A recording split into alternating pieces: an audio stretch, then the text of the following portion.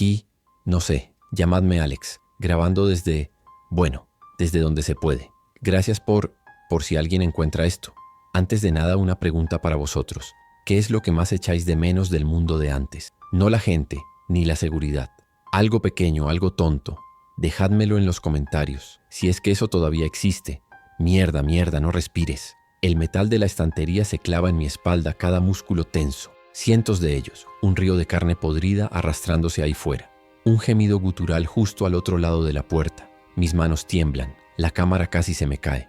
Un solo ruido y soy hombre muerto. Uno solo. Vale, respira.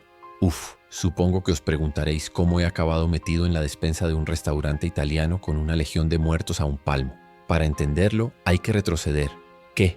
¿Unas 12 horas? Sí, todo empezó esta mañana. El sol entraba a través de la mugre de las ventanas de mi apartamento en el Lower East Side. Llevaba 21 días desde que el mundo se fue al infierno.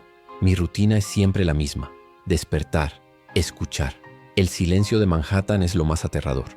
Un silencio pesado, denso, solo roto por el viento que silba entre los rascacielos o, si tienes mala suerte, por un gemido lejano que te hiela la sangre en las venas. La comida escaseaba. Me quedaba una lata de judías y media botella de agua. El hambre era un nudo constante en el estómago, un recordatorio de que mi tiempo aquí se estaba agotando. Mi cuerpo se sentía débil, mis movimientos lentos. Cada día era una copia del anterior, una lucha silenciosa por no perder la cabeza en el aislamiento. La soledad es un veneno lento. Hablaba solo a veces, o le hablaba a esta cámara. Es lo único que me mantiene anclado a quien era. Fue entonces cuando lo vi. Estaba en la azotea, mi ritual matutino de vigilar los alrededores, y allí estaba, hacia el norte, en dirección a Midtown, una columna de humo. No era el humo negro y denso de un incendio descontrolado.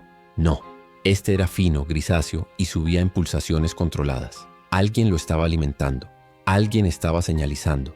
Mi corazón, que llevaba semanas latiendo a un ritmo lento y resignado, empezó a martillar contra mis costillas con una fuerza que casi dolía. Esperanza.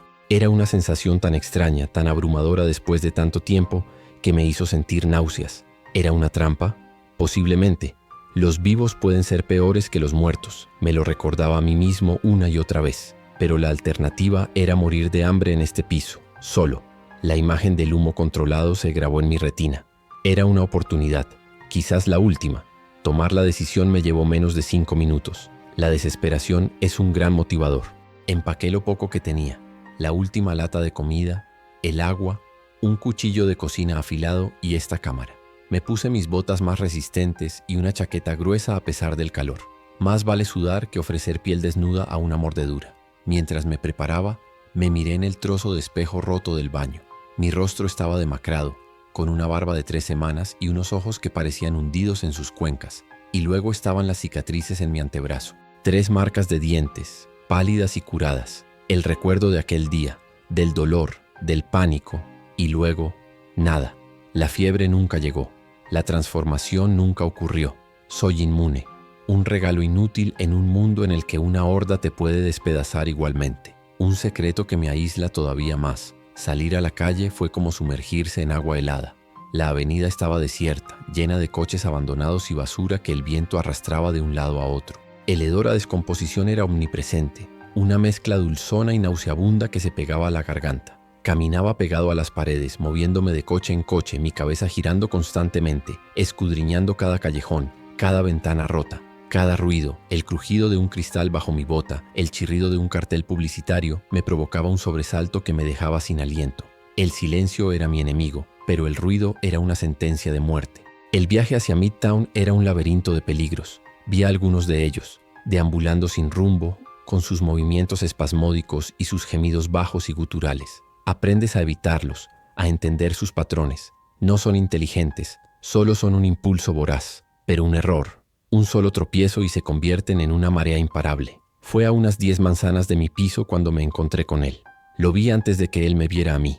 Estaba agachado detrás de un taxi intentando forzar la cerradura. Otro superviviente. Se llamaba Dale, un hombre mayor, con una escopeta colgada a la espalda y una mirada nerviosa y desconfiada. Al principio hubo una tensión palpable. Ninguno de los dos sabía si el otro era una amenaza. Hablamos en susurros, compartimos un poco de información. Él también había visto el humo. Por un instante una pequeña y estúpida parte de mí sintió alivio. Ya no estaba solo. Quizás podríamos llegar juntos. Fue entonces cuando se remangó para limpiarse el sudor y vi las marcas en su brazo. Eran viejas, cicatrizadas, pero inconfundibles. Mis cicatrices. Sin pensar me subí la manga de la chaqueta. Quería mostrarle que no estaba solo, que había otro como él. Un error, un terrible error. La expresión de Dale cambió en un instante. El atisbo de camaradería se desvaneció, reemplazado por un miedo y una hostilidad puros. Sus ojos se clavaron en mis cicatrices y su mano se fue instintivamente hacia su escopeta. Retrocedió un paso, luego otro. No tuve que preguntarle. Lo vi en su cara. Para él, yo no era un superviviente afortunado. Era una bomba de relojería, un monstruo que aún no se había revelado. «Aléjate de mí», siseó con la voz temblorosa. «No sé qué coño eres, pero no me fío». Y sin más se dio la vuelta y se alejó a paso rápido, desapareciendo por una calle lateral. Me quedé allí, en medio de la avenida silenciosa, con la manga subida y el brazo expuesto. El sentimiento de abandono fue un golpe físico, más duro que cualquier puñetazo. Mi inmunidad, mi secreto, no era un regalo. Era una maldición que me marcaba como a un apestado. Continué solo, con el corazón hecho un bloque de hielo en el pecho. La esperanza que me había impulsado a salir se había agriado, reemplazada por una amarga resignación. Pero seguí avanzando. El humo era mi única meta. Horas después llegué al origen de la señal. Un restaurante italiano en la esquina de una avenida ancha. La puerta de cristal estaba rota y había una barricada improvisada de mesas y sillas, pero estaba destrozada, abierta. El humo ya no salía. El silencio en este lugar era diferente. Era un silencio mortal, el silencio que sigue a una masacre. Mi mano sudaba alrededor del mango del cuchillo. Entré con la mayor cautela posible. El interior era un caos. Platos rotos, comida esparcida por el suelo y sangre, mucha sangre. En las paredes, en el suelo, manchando los manteles blancos y los cuerpos. Había al menos 5 o 6 personas. No se habían transformado, habían sido despedazadas. Fue entonces cuando los oí. Un gemido bajo que creció hasta convertirse en un coro. Provenía de la calle. Me asomé por un trozo de la ventana y sentí que el estómago se me encogía. No era un grupo, era una horda. Cientos de ellos. Llenaban la avenida de lado a lado.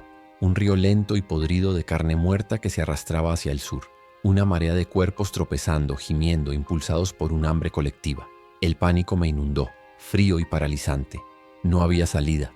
Estaba atrapado. Corrí hacia la parte de atrás del restaurante buscando desesperadamente un lugar donde esconderme. La cocina.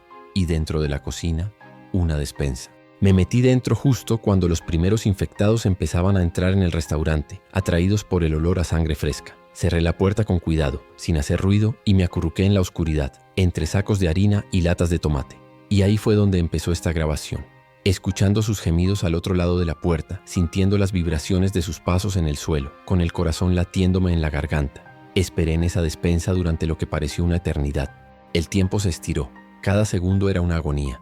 Escuchaba sus movimientos en el restaurante, los sonidos húmedos y desgarradores mientras se daban un festín con los cuerpos de los supervivientes. Mi cuerpo temblaba sin control. Contenía la respiración hasta que los pulmones me ardían, rezando para que ninguno se acercara a la puerta de la despensa. Finalmente, poco a poco, los sonidos empezaron a disminuir. La horda estaba pasando. El gran río de muerte seguía su curso. Cuando el silencio volvió a reinar, un silencio ahora cargado de muerte, esperé 10 minutos más antes de atreverme a abrir la puerta un centímetro. No había nada. Se habían ido. Salí de la despensa con las piernas temblorosas. El espectáculo era aún más dantesco que antes. No quedaba mucho de los cuerpos. Un recordatorio brutal de lo frágil que es la vida ahora. Fue en una de las mesas volcadas donde lo encontré. Un pequeño cuaderno de cuero manchado de sangre. El diario de alguien. El diario del grupo que había muerto aquí. Dudé un momento. Parecía una profanación. Una invasión de la privacidad de los muertos. Pero la curiosidad, o quizás la necesidad de encontrar algún sentido a todo esto me venció. Me senté en el suelo con la espalda apoyada en la pared y empecé a leer. Las primeras páginas hablaban de su viaje hasta aquí, de cómo habían formado un pequeño grupo, de sus miedos y sus pequeñas victorias. Eran como yo, solo gente intentando sobrevivir. Pero la última entrada, escrita con una letra apresurada y casi ilegible, fue la que me heló la sangre y al mismo tiempo la encendió de nuevo. Hablaba de una transmisión de radio que habían captado, una transmisión débil pero clara. La entrada del diario mencionaba una base de supervivientes, no una simple fortaleza, sino algo organizado, un centro de investigación. Estaban en Portland, Oregón, y estaban buscando activamente a gente como yo, a inmunes. La entrada lo decía claramente. Necesitaban estudiar nuestra sangre, entender por qué el virus no nos afectaba. Creían que podríamos ser la clave para una cura, o al menos una vacuna, y al final de la anotación, garabateado con prisa, había un conjunto de coordenadas geográficas, la ubicación exacta de la base. Releí la página una y otra vez, mis dedos temblando mientras sostenía el diario. Portland, a casi 3.000 millas de distancia. Un viaje a través de un país infestado de muertos y de vivos desesperados. Una misión suicida, una locura. Y sin embargo, por primera vez en semanas, sentí algo más que miedo o desesperación. De repente todo cambió. Ya no se trataba de sobrevivir al día siguiente. Ya no se trataba de encontrar la siguiente lata de comida o de esconderse en un apartamento polvoriento. Se trataba de llegar a Portland. De repente había un propósito, un destino, una razón para seguir luchando más allá del simple instinto de conservación. Miré por la ventana rota, hacia el oeste. 3.000 millas de infierno. Pero al final de ese infierno había una posibilidad. No solo para mí, sino quizás para todos. No sé si lo conseguiré. Las probabilidades están abrumadoramente en mi contra. Pero por primera vez desde que todo esto empezó, tengo un mapa, tengo un destino. Y ahora mismo, mientras estoy sentado aquí, en medio de esta carnicería, con este diario en mis manos, eso es más que suficiente. Es todo. El diario se siente pesado en mi mano, no por su peso físico, sino por el peso de lo que contiene. Las páginas de papel, manchadas y frágiles, guardan un futuro que hace una hora no existía para mí. La palabra Portland es un eco constante en el silencio de mi mente, un zumbido eléctrico que parece ahogar el olor a muerte que me rodea y se pega a mi garganta. Repito las coordenadas en voz baja, como si fuera un mantra para asegurarme de que son reales, de que no las he imaginado en un delirio provocado por el hambre y el miedo. Este pequeño libro es ahora mi brújula y mi ancla, mi única posesión verdaderamente valiosa en un mundo donde el valor ha perdido todo su anterior significado. Miro a mi alrededor, a la carnicería del restaurante. La escena no ha cambiado, pero mis ojos la ven de una forma completamente diferente ahora. Ya no es solo una tumba, una advertencia de lo que me podría pasar en cualquier momento. Ahora es un punto de inflexión, el lugar donde la simple y monótona supervivencia se transformó en una misión, en un viaje con un destino concreto. El contraste es brutal y casi me marea. El horror de los cuerpos destrozados y la sangre seca, yuxtapuesto con esta chispa de esperanza pura y casi dolorosa que arde en mi pecho. Este lugar de muerte se ha convertido irónicamente en el lugar donde mi vida ha vuelto a empezar. La necesidad de moverme se vuelve urgente, una alarma que suena en cada fibra de mi ser. No puedo quedarme aquí ni un minuto más. Este lugar es un faro para los infectados, un imán de muerte con su olor a sangre fresca y violencia. Cada crujido del edificio, cada susurro del viento a través de los cristales rotos hace que mi corazón dé un vuelco. La paranoia, que había disminuido mientras leía, vuelve con toda su fuerza. Imagino hordas atraídas por el rastro, o peor aún, otros supervivientes, quizás no tan desesperados, sino simplemente más crueles. Debo irme ahora mismo, antes de que mi suerte, que tan milagrosamente me ha salvado, decida abandonarme. Ponerse en pie es una tarea hercúlea. Mis músculos, tensos después de horas acurrucado en la despensa y luego sentado en el suelo helado, protestan con un dolor agudo y punzante. Cada articulación cruje como madera vieja. Mi cuerpo es un mapa de la tensión y el agotamiento de las últimas semanas, y el subidón de adrenalina al encontrar el diario solo ha enmascarado temporalmente el precio que ha pagado. Me apoyo en una mesa volcada para estabilizarme, sintiendo el temblor de mis piernas. El esfuerzo me deja sin aliento. Un recordatorio de lo débil que estoy, de lo poco preparado que mi cuerpo está para el viaje que mi mente acaba de concebir. Antes de dar un solo paso hacia la puerta, una idea se arraiga en mi mente, una idea que me revuelve el estómago. Los que murieron aquí eran supervivientes, estaban preparados, tenían equipo. Sus mochilas tiradas entre los escombros son arsenales en miniatura, llenos de las herramientas necesarias para seguir adelante un día más. Y ellos ya no las necesitan. La idea de saquear a los muertos se siente como una profanación, un tabú del viejo mundo que todavía grita en algún rincón de mi conciencia. Es una línea que no estaba seguro de estar dispuesto a cruzar, una barrera moral que me separa de la pura animalidad. Pero entonces otra voz, una voz más fría, más dura y mucho más práctica se impone. Esa voz me susurra que la moralidad es un lujo, un concepto que murió junto con el resto del mundo hace 3 semanas. Esto no es un robo, me digo a mí mismo para convencerme. Es una herencia. Es la ley no escrita de este nuevo y brutal orden. Ellos fracasaron en su viaje y sus herramientas ahora deben servir a alguien que todavía tiene una oportunidad, por pequeña que sea. Negarme a coger lo que necesito por un anticuado sentido del honor sería un suicidio estúpido, un insulto a su propia lucha fallida por sobrevivir. Con el corazón martillándome en el pecho por razones que no son solo el miedo, me acerco a la mochila más cercana. Pertenece a un hombre joven, no mucho mayor que yo. Aparto la vista de su rostro sin vida, enfocándome únicamente en el objeto, en la lona y las correas. Mis manos tiemblan ligeramente mientras desabrocho las hebillas de plástico. El sonido del clic parece resonar en el silencio mortal del restaurante. Cada movimiento se siente lento, deliberado y terriblemente profano. Me siento como un buitre, un carroñero aprovechándose de la desgracia ajena. Pero la necesidad es un látigo que me obliga a seguir adelante, a pesar de la náusea. Mi primer hallazgo es un filtro de agua portátil, todavía en su caja. Siento una oleada de alivio tan intensa que casi me pongo de rodillas. El agua limpia es más valiosa que el oro. La diferencia entre la vida y una muerte lenta y agónica por enfermedad. Sostengo el pequeño dispositivo en mi mano, sintiendo su peso ligero y su promesa de hidratación segura. Esto por sí solo aumenta mis posibilidades de supervivencia de manera exponencial. La persona que lo llevaba probablemente nunca llegó a usarlo. La amarga ironía de la situación no se me escapa, pero la guardo en un rincón oscuro de mi mente, junto con la culpa que la acompaña. Sigo buscando y encuentro 3 barritas de proteínas selladas al vacío. Comida, calorías puras y densas que no necesitan preparación. Mi estómago ruge con una ferocidad que me sorprende, recordándome que no he comido nada sustancioso en más de un día. La tentación de abrir una y devorarla allí mismo es casi irresistible, pero me contengo. La disciplina es supervivencia. Estas barritas son para emergencias, para momentos en los que no pueda detenerme a buscar o preparar nada. Las guardo en un bolsillo seguro de mi propia chaqueta, sintiendo su reconfortante solidez contra mi costado. Cada objeto es una pequeña victoria contra la muerte. En un bolsillo lateral de la misma mochila, mis dedos se topan con un pequeño estuche de lona con una cruz roja pintada a mano. Un botiquín de primeros auxilios. Lo abro con cuidado y encuentro vendas, gasas esterilizadas, cinta adhesiva, antiséptico y analgésicos. Un tesoro. Un simple corte o una herida infectada puede ser una sentencia de muerte en este mundo, y esto es un arsenal para combatir esa amenaza. La previsión de esta gente era impresionante. Estaban preparados para casi todo, excepto para la abrumadora fuerza de una horda. Su preparación es ahora mi preparación, su prudencia es ahora mi salvavidas. El último objeto, y quizás el más importante después del diario, lo encuentro en la mochila de una mujer.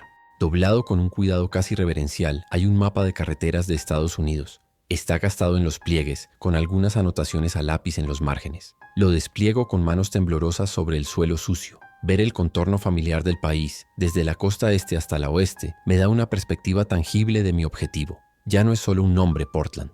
Ahora es un punto geográfico al final de una red de carreteras que atraviesan un continente de peligros. Este mapa es mi hoja de ruta hacia la esperanza. Me obligo a revisar las otras mochilas, moviéndome con una eficiencia mecánica que he desarrollado para desconectar mis emociones. Encuentro otra botella de agua, medio llena.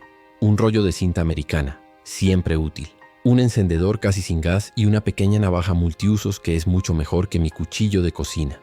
Recojo cada objeto útil, evaluando su peso y su valor para el viaje que tengo por delante. Mi vieja mochila está desgastada, así que la cambio por la del primer hombre, que es más grande, más resistente y tiene un mejor soporte para la espalda. Transfiero mis pocas pertenencias y los nuevos tesoros al interior. El proceso me lleva casi media hora. Media hora rodeado de silencio y muerte, actuando como el sepulturero y el heredero al mismo tiempo. Cuando termino, mi nueva mochila se siente pesada sobre mis hombros, pero es un peso reconfortante. Es el peso de la preparación, el peso de tener una oportunidad real. Me permito un largo trago de la botella de agua encontrada, el líquido fresco aliviando mi garganta seca. Cierro la mochila y me la ajusto bien a la espalda. Es hora de irse. No puedo permitirme perder más tiempo en este mausoleo. El sol está empezando a bajar en el cielo y no quiero que la oscuridad me pille en la calle. Antes de salir me detengo en la puerta y echo una última mirada al interior. Siento una extraña punzada de gratitud hacia estas personas anónimas que con su muerte me han dado las herramientas para vivir. Les debo algo. Les debo llegar a Portland. Les debo hacer que su sacrificio no haya sido en vano. Es una promesa silenciosa que hago a los muertos, una carga que añado voluntariamente al peso que ya llevo. Gracias, susurro al aire viciado del restaurante, las palabras apenas audibles. Luego, me doy la vuelta y salgo a la luz del sol, dejando atrás la oscuridad y la masacre. La luz del día me ciega por un momento. La calle, que antes me parecía simplemente vacía y peligrosa, ahora la veo de otra manera. Es el primer tramo de un camino de 3000 millas. Cada coche abandonado es un posible escondite o una fuente de recursos. Cada callejón es una ruta potencial o una trampa mortal. Mi percepción ha cambiado. Ya no soy una rata atrapada en una jaula, corriendo sin rumbo. Ahora soy un viajero con un destino, y la ciudad de Nueva York es solo el primer obstáculo, el primer nivel de un juego mortal que debo ganar a toda costa. El propósito agudiza mis sentidos. Mi plan inmediato es encontrar un nuevo refugio, un lugar seguro más al norte, más cerca del río Hudson. Mi antiguo apartamento está demasiado lejos y en la dirección equivocada. Necesito un lugar desde donde pueda observar el río, buscar barcos, planificar mi escape de la isla de Manhattan. La idea de cruzar el agua parece la opción más lógica para evitar los puentes y túneles, que imagino como cuellos de botella llenos de horrores. Así que empiezo a caminar hacia el oeste, manteniéndome pegado a las sombras, moviéndome con una confianza que no sentía desde que todo esto empezó. Una confianza nacida de la pura y simple desesperación con un objetivo. El viaje a través de la ciudad es tenso, un ballet silencioso de evasión. Veo a varios de ellos, los vacíos, como he empezado a llamarlos en mi cabeza. Deambulan sin rumbo, atraídos por el sonido o el movimiento. Paso cerca de un pequeño grupo que está congregado alrededor de un coche volcado. Sus gemidos guturales son el único sonido en la calle. Contengo la respiración mientras paso por el otro lado de la calle, usando una fila de coches aparcados como cobertura. No me ven. Mi corazón late con fuerza, pero mis pasos son firmes y silenciosos. El miedo sigue ahí, pero ahora está controlado. Es una herramienta que me mantiene alerta. Encuentro lo que busco a unas 20 manzanas del restaurante, un edificio de oficinas de tamaño mediano, de unos 15 pisos. No es demasiado alto como para ser un objetivo obvio, pero sí lo suficientemente alto como para ofrecer una buena vista y varios pisos de separación con el nivel de la calle. Las puertas de cristal de la entrada están hechas añicos, una invitación abierta al peligro, pero eso también significa que no tendré que hacer ruido para entrar. Es un riesgo calculado. Reviso la calle una última vez, asegurándome de que no hay nada cerca, y luego me deslizo rápidamente hacia el interior oscuro del vestíbulo.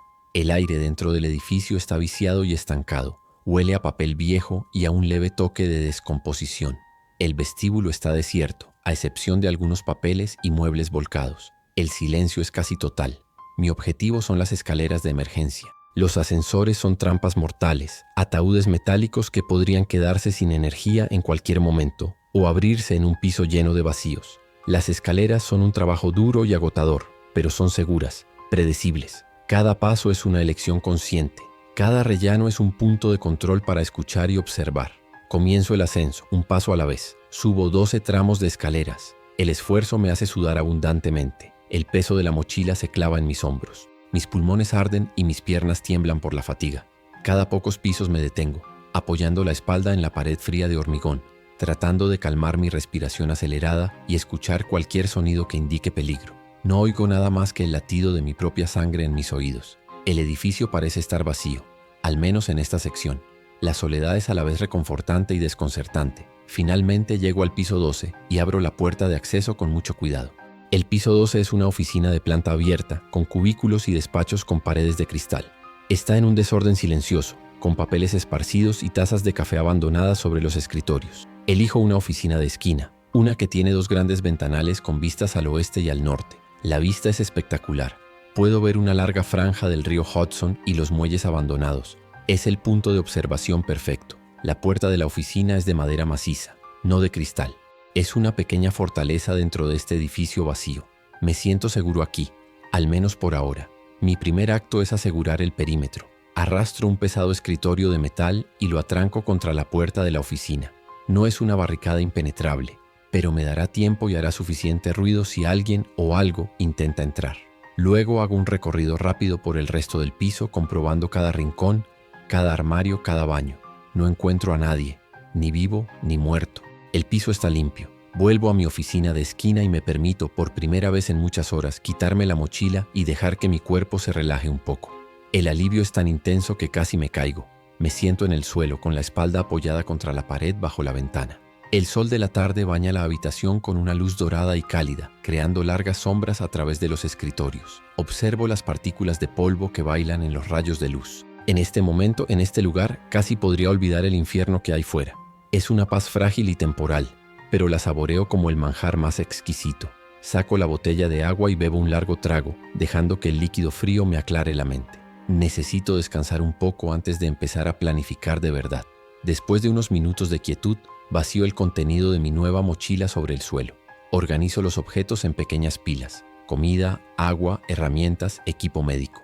Verlos todos juntos me da una sensación de control, por ilusoria que sea. Son mis recursos, son las piezas de mi puzzle de supervivencia. Cojo el diario del restaurante y lo coloco junto al mapa. Estos dos objetos son el corazón de mi nueva existencia. Uno me da el destino, el otro la posible ruta. Son símbolos de un propósito que creía haber perdido para siempre en este mundo roto. La tarea que tengo por delante es abrumadora. La planificación para cruzar el país es algo que, en el viejo mundo, llevaría semanas de preparación y recursos ilimitados. Yo tengo que hacerlo con lo que llevo en la espalda y lo que pueda encontrar en un mundo que activamente intenta matarme. Siento una ola de vértigo. La inmensidad del desafío amenaza con paralizarme. ¿Por dónde empiezo? ¿Cómo divido un viaje de 3000 millas en pasos manejables? La primera respuesta es obvia: salir de esta isla. Ese es el objetivo 1. Todo lo demás es secundario por ahora. Cojo un bolígrafo de uno de los escritorios y abro el diario en una página en blanco. En la parte superior escribo: Plan, escape de Manhattan. Debajo empiezo a anotar ideas, cualquier cosa que se me ocurra. Opción 1, barco. Buscar en los muelles del Hudson. Peligros, inundados, vacíos, otros supervivientes. Opción 2, puente George Washington. Transitable a pie, probablemente bloqueado o destruido. Riesgo de emboscada extremadamente alto. La lista de peligros siempre es más larga que la de opciones viables. Cada idea parece conducir a un callejón sin salida o a un riesgo mortal. A pesar de la dificultad, el simple hecho de escribir, de organizar mis pensamientos me calma. Me da una sensación de agencia. No soy solo una víctima de las circunstancias, reaccionando al peligro. Ahora soy una estratega analizando el terreno y planificando mi próximo movimiento. El miedo no desaparece, pero se transforma. Pasa de ser un pánico paralizante a una energía fría y enfocada. Miro mi lista, llena de incertidumbres y peligros, y en lugar de desesperación, siento una extraña oleada de determinación. Es mi problema para resolver, mi montaña para escalar. Una de las primeras cosas que necesito es una mejor arma. Mi cuchillo de cocina es un consuelo psicológico, pero inútil contra más de un vacío. Necesito algo con más alcance, una palanca, una tubería de metal, algo pesado y duradero. Añado: buscar arma contundente a mi lista de prioridades. También necesito más información. ¿Hay alguna transmisión de radio? ¿Alguna señal de otros grupos? Es poco probable, pero tengo que intentarlo. La idea de hacer este viaje completamente solo es aterradora. La compañía de Dale, aunque terminó mal, fue un recordatorio de lo que he perdido. El sol se está poniendo ahora, pintando el cielo de naranja y púrpura sobre Nueva Jersey. La vista desde mi ventana es hermosa y melancólica. Una belleza que pertenece a un mundo que ya no existe. La ciudad se sumerge lentamente en la oscuridad y con ella los peligros se multiplican. La noche es el momento de los cazadores. Para mí será un momento de planificación y descanso inquieto. Tengo que racionar la comida. Una barrita de proteínas para esta noche y la mitad de la otra para mañana. El hambre es un enemigo constante que tengo que mantener a raya. Extiendo el mapa sobre el suelo una vez más. Con la punta del bolígrafo trazo una línea temblorosa desde Nueva York hasta Portland. Atraviesa estados enteros de los que solo conozco el nombre: Pensilvania, Ohio, Nebraska, Wyoming, montañas rocosas. Es la geografía de una vida diferente, de un viaje por carretera que alguien podría haber hecho por placer. Para mí, es un campo de batalla de 3000 millas de largo. Cada pulgada de esa línea representa un desafío que podría matarme de 100 maneras diferentes. La escala es casi incomprensible, pero mientras miro esa línea, esa herida a través del corazón del mapa, no siento la desesperación que esperaba. Siento el peso, sí, la carga de la tarea, pero también siento que mi vida tiene un eje sobre el que girar. Ya no estoy a la deriva en un océano de días sin sentido. Estoy en la orilla de un continente que debo cruzar. El viaje será un infierno, de eso no tengo ninguna duda. Estaré solo, asustado y probablemente hambriento la mayor parte del tiempo. Pero por primera vez en mucho, mucho tiempo sé hacia dónde voy. El diario y el mapa están extendidos ante mí bajo la luz menguante. Son los pilares de mi nueva fe. Una fe no en un Dios o en un milagro, sino en un destino geográfico, en la posibilidad de que haya un lugar en este mundo donde mi extraña condición, mi inmunidad, no sea una maldición, sino una clave. Y esa posibilidad, por remota que sea, es suficiente para seguir adelante. Es suficiente para enfrentarme a la noche que se avecina y a todos los días oscuros que vendrán después. Doblo el mapa con cuidado y lo guardo en un bolsillo interior de mi chaqueta. Hago lo mismo con el diario. Son demasiado importantes para dejarlos tirados. Me acomodo en mi rincón, envuelto en la oscuridad casi total de la oficina. Afuera, la ciudad muerta empieza a emitir sus sonidos nocturnos, el gemido lejano de un vacío, el aullido del viento. Pero aquí dentro, en mi fortaleza temporal, estoy concentrado. Mi mente está ocupada trazando rutas, evaluando riesgos y soñando con un lugar llamado Portland.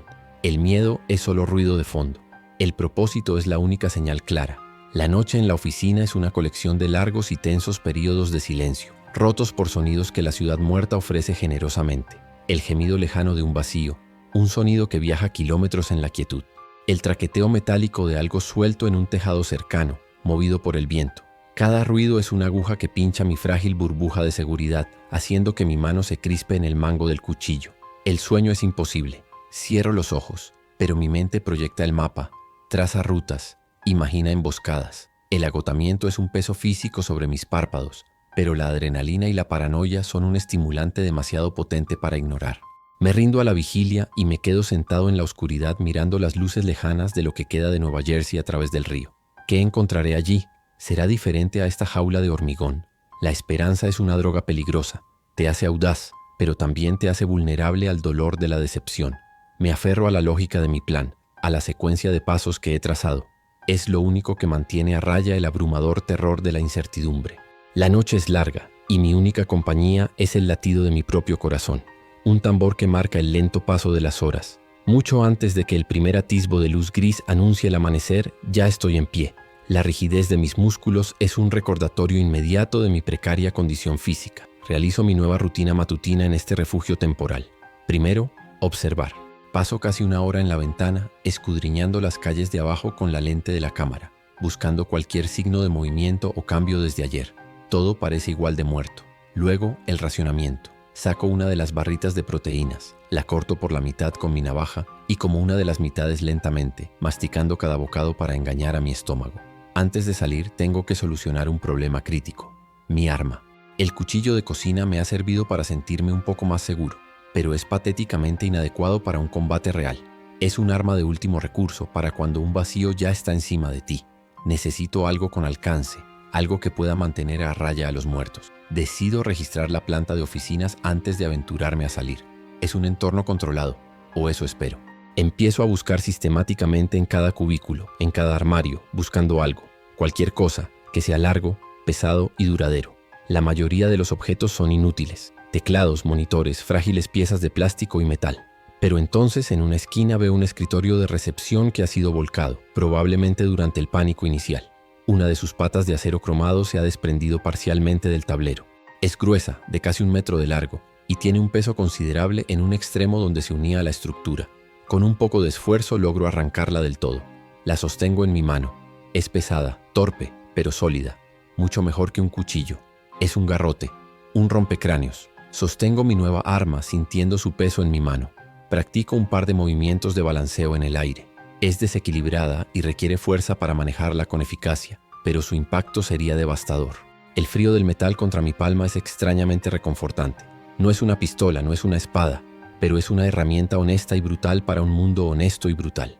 Me da un pequeño pero muy necesario impulso de confianza. Con la pata de metal en una mano y mi mochila bien ajustada, estoy listo. Me dirijo a las escaleras, mi corazón latiendo con una mezcla de miedo y resolución. Bajar los 12 tramos de escaleras es mucho más rápido que subirlos, pero no menos tenso. Cada paso resuena en el hueco de la escalera y me estremezco con cada ruido que hago. Me siento increíblemente expuesto. Al llegar al vestíbulo me detengo y escucho durante varios minutos. Silencio. Me asomo con cautela a la calle. La luz de la mañana es débil y gris, filtrando a través de una fina capa de nubes. La calle está tan desierta como la dejé. Respiro hondo. Me aferro con fuerza a mi garrote de metal y salgo de la relativa seguridad del edificio, adentrándome de nuevo en el matadero. El aire de la mañana es fresco y húmedo, y lleva consigo el eterno hedor a decadencia de la ciudad. Mi objetivo son los muelles del lado oeste, a unas 15 o 20 manzanas de distancia. Me muevo con un propósito renovado, pegado a los edificios, usando los coches abandonados como cobertura. El plan es simple: evitar el contacto a toda costa. No busco pelea. No quiero probar mi nueva arma a menos que sea absolutamente necesario. Solo quiero llegar al río. Pero en este mundo, Los planes simples rara vez sobreviven al contacto con la realidad. A mitad de camino me encuentro con mi primer obstáculo serio. Una de las avenidas principales está completamente bloqueada. Una colisión múltiple de autobuses, camiones y coches crea una barricada infranqueable de metal retorcido. No puedo pasar por encima sin exponerme peligrosamente durante demasiado tiempo. Tengo que desviarme. La única ruta alternativa es un callejón estrecho que corre entre dos edificios altos. Los callejones son trampas mortales. Poca luz, sin escapatoria a los lados. Dudo durante un largo minuto, pero no tengo otra opción. Me adentro en la oscuridad del callejón. El callejón es más oscuro de lo que pensaba y el hedor aquí es mucho más concentrado.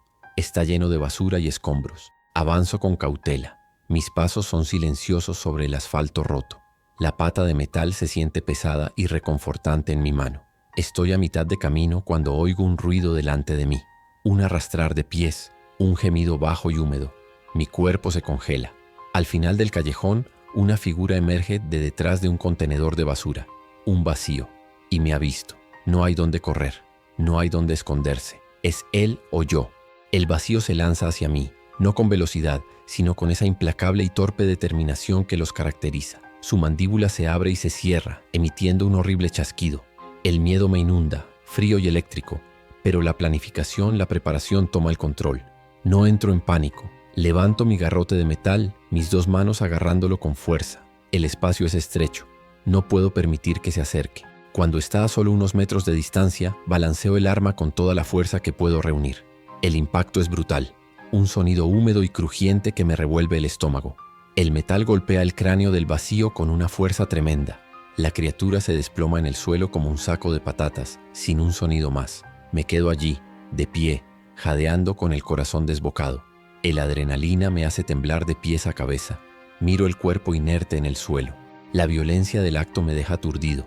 Es la primera vez que mato a uno de cerca, de una manera tan personal y contundente. No hay satisfacción, solo una náusea profunda y un temblor que no puedo controlar. Me obligo a moverme. No puedo quedarme aquí. Compruebo rápidamente mi cuerpo, buscando arañazos o salpicaduras de sangre. Estoy limpio.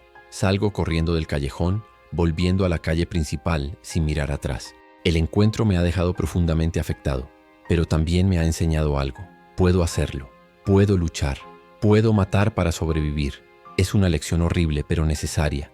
El resto del camino hacia los muelles lo hago con una paranoia aún más intensa, mi cabeza girando constantemente, mi agarre en el garrote de metal tan fuerte que mis nudillos están blancos. Finalmente, el aire cambia. Empiezo a oler la sal y el agua estancada.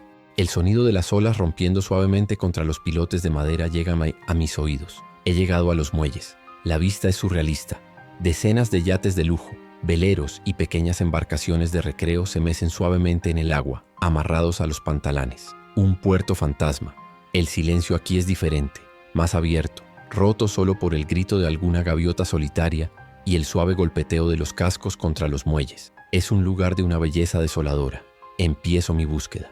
Es un proceso lento y metódico. Voy de muelle en muelle mirando dentro de cada barco que puedo alcanzar. La mayoría son inútiles. Algunos están medio hundidos, otros tienen las puertas cerradas con candados que no puedo romper. Muchos de los que están abiertos tienen los interiores saqueados o destrozados. Busco dos cosas, llaves y combustible. Sin ambas, un barco no es más que un refugio flotante que no va a ninguna parte. La frustración empieza a crecer. Después de casi una hora todavía no he encontrado nada viable. El sol ya está alto en el cielo y empiezo a sentirme peligrosamente expuesto en los muelles abiertos. Estoy a punto de rendirme, de considerar la idea de intentar cruzar un puente como una locura desesperada cuando lo veo. Es un barco pequeño, sin pretensiones, una lancha motora de fibra de vidrio de unos 6 metros de eslora. No es un yate de lujo, es un barco de trabajo, robusto y funcional. Parece estar en buen estado. Me acerco con una mezcla de esperanza y escepticismo, esperando encontrarlo cerrado o sin combustible como todos los demás. Salto a bordo. La cubierta se balancea bajo mis pies. La lona que cubre la consola del piloto está rota y cuando la levanto mi corazón da un vuelco. Metidas en el contacto como si su dueño solo hubiera salido a comprar algo y pensara volver en 5 minutos, hay un juego de llaves. No puedo creer mi suerte. Me lanzo hacia el indicador de combustible, mis manos temblando de anticipación. La aguja no está en vacío. Marca casi 3/4. Es suficiente. Es más que suficiente para cruzar el Hudson y seguir un buen trecho por la costa de Jersey. Ahora viene la parte más peligrosa. Arrancar el motor. El ruido, en este silencio, será como un disparo de cañón. Atraerá a cualquier vacío en un radio de 1 kilómetro. No tengo tiempo que perder. Tengo que arrancar el motor, desatar las amarras y alejarme del muelle lo más rápido posible. Mis manos se mueven con una prisa febril. Desato la amarra de popa, luego la de proa, dejando solo una cuerda para mantenerme pegado al muelle. Salto de nuevo a bordo. Me siento en el asiento del piloto, respiro hondo y giro la llave. El motor tose una vez, 2 veces y luego cobra vida con un rugido que parece hacer vibrar todo el muelle. El sonido es ensordecedor, una profanación del silencio. No pierdo un segundo. Corto la última cuerda con mi navaja, pongo el motor en reversa y me alejo lentamente del muelle. Luego, giro el timón y acelero, apuntando la proa hacia el centro del río, lejos de la orilla. El barco se desliza sobre el agua, ganando velocidad. Miro hacia atrás, hacia los muelles, esperando ver una horda de vacíos corriendo hacia el ruido, pero no veo nada. Por ahora, estoy a salvo. A medida que me adentro en el río Hudson, la isla de Manhattan se despliega ante mí como un mapa viviente. La escala de la ciudad es abrumadora. Un bosque de rascacielos silenciosos, monumentos de un mundo perdido. Es una vista a la vez majestuosa y profundamente triste. Estoy dejando atrás mi hogar, el único que he conocido. Estoy escapando de la jaula, pero también estoy entrando en un exilio autoimpuesto. Una sensación de triunfo se mezcla con una profunda melancolía. Soy libre, pero estoy completamente solo en medio de este vasto río. Navego hacia el centro del río, manteniendo una distancia segura de ambas orillas. El rugido del motor es un sonido constante y reconfortante. Miro hacia atrás, a la punta sur de Manhattan, con la Estatua de la Libertad a lo lejos, una silueta verde y silenciosa. El sol de la mañana brilla sobre los edificios de cristal del distrito financiero. Es entonces, mientras mis ojos recorren el horizonte de la ciudad que dejo atrás, cuando lo noto. Mi corazón se detiene por un segundo. Al principio, pienso que es mi imaginación. En la azotea de uno de los rascacielos más altos, cerca de donde vi la primera señal, veo una fina columna de humo gris. Sube recta hacia el cielo sin nubes. Es una señal controlada, idéntica a la que me impulsó a salir de mi apartamento. Mi primer pensamiento es de conexión, de que el grupo del restaurante quizás no fue el único. Pero entonces mis ojos se mueven hacia otro edificio, un poco más al norte, y allí también hay otra columna de humo, delgada y deliberada. Mi mirada recorre frenéticamente el horizonte. Veo otra, y otra, y otra más. En las azoteas de los gigantes de acero y cristal, desde el centro hasta la parte alta de la ciudad, hay al menos media docena de señales de humo, todas iguales, todas subiendo en pulsaciones lentas y controladas. No son de un solo grupo, son de múltiples grupos, pequeñas bolsas de supervivientes, atrapados en sus propias torres de marfil, en sus propias fortalezas verticales. Están dispersos por toda la isla, cada uno en su propio nido de supervivencia, ignorando la existencia de los demás. Un sudor frío me recorre la espalda a pesar del calor del sol. La comprensión me golpea con una fuerza nauseabunda. No se están señalizando entre ellos. No hay comunicación, no hay un plan coordinado. Las señales no apuntan hacia el interior de la isla. Todas suben directamente, hacia el cielo. Están señalizando hacia afuera, hacia un mundo que esperan que todavía esté escuchando, hacia aviones que no volarán, hacia barcos que no llegarán, hacia un rescate que nunca se materializará. Manhattan no es solo una prisión infestada de muertos, es un manicomio al aire libre, un archipiélago de almas solitarias, cada una atrapada en su propia isla de hormigón, enviando la misma oración desesperada al vacío.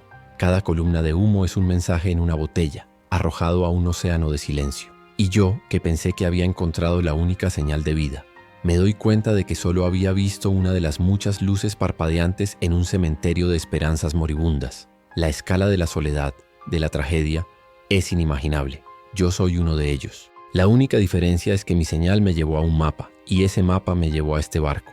Tuve suerte, una suerte estadística casi imposible. ¿Cuántos de ellos morirán allí arriba en sus azoteas, esperando una respuesta que nunca llegará? ¿Cuántos seguirán alimentando sus fuegos hasta que se queden sin combustible, hasta que se queden sin comida, hasta que la desesperación finalmente los consuma?